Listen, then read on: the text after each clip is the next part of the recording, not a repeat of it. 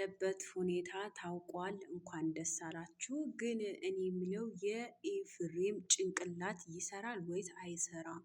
ምን ማለት ነው? እንደገና አዲስ አበባ ተመልሶ ይምጣ ለደቂቃ ለሰከንድ፣ ከዛ በኋላ አንድም ሰዓት ሳይቆይ ትወስዱት አላችሁ እናንተ ጋር ማለት። ሰላም ጤና ይስጥልኝ። በመላው ዓለም ለምትገኙ አዲስ ለምትመጡልኝ የዘህራ ግሮስ ቤተሰቦች እንዴት ናችሁ? ደህና ናችሁ ወይ? እንዴት አመሻችሁልኝ? አለሁ አልሐምዱሊላህ፣ ፈጣሪ ይመስገን። በያላችሁበት የፈጣሪ ሰላም አይለያችሁ፣ የአላህ ሰላም አይለያችሁ። አስተያየት ሀሳብ ካላችሁ ኮሜንት ስር አስቀምጡልኝ። አዲስ ለሆናችሁ ላይክ፣ ሼር፣ ሰብስክራይብ ሳታደርጉ የትም ቦታ እንዳትሄዱ። ዛሬ ይዤ የመጣሁት ደግሞ ዳኒ ቤት በተለቀቀው ቪዲዮ ላይ ኤፍሬም የሚባል ጅል፣ እኔ እንጃ፣ እኔ አላቅም። ብቻ አንዳንድ ጊዜ ሰው ህፃን ይሆናል እንዴ? ህፃን ተመልሶ ህፃን ይሆናል እንዴ?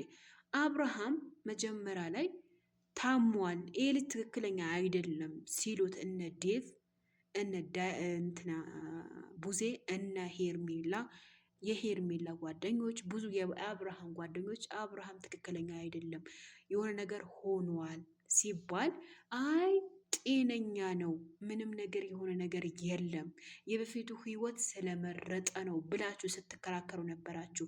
እናንተ ይሄ ሩታና ኤፍሬም አይደላችሁም እንዴ? አሁን ምን ተፈጥሮ ነው? ታሟል። እሺ ሊታከም ይሄዳል። አዲስ አበባ ለአንድ ሰዓት ይምጣና ወዲያው ይዛችሁ ትሄዳላችሁ እያላችሁ ትገኛላችሁ።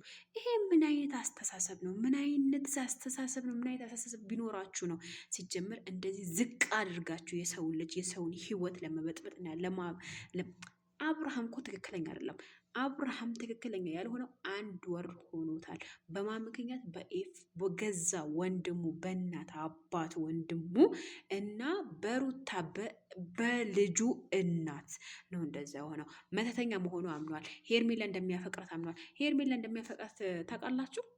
ሄርሜላ ኤፍሬም አፈቅራታለሁ የሚመጣ ሰው አያለው። የወንድሙ ሚስት ናት። የወንድሙ ፍቅረኛ ናት። የወንድሙ የልጅ ያረገዘችለት ያ ሄርሜላ አፈቅራታለሁ ስለሚያፈቅራት ነው ከአብርሃም ከወንድሙ ጋር ልትሆን የማይፈቅድላት። ይሄም ማወቅ አለባችሁ እያንዳንዳችሁ የወረዳችሁ አስተሳሰብ ያላችሁ ማለት ነው። ሲጀምር ምን አይነት አስተሳሰብ ቢሆን ነው ልጁ አብርሃም ያለበት ሁኔታ ታውቋል ስትባሉ ና ተመልሶ ይምጣ፣ አዲስ አበባ ተመልሶ ይምጣና ይሄዳል።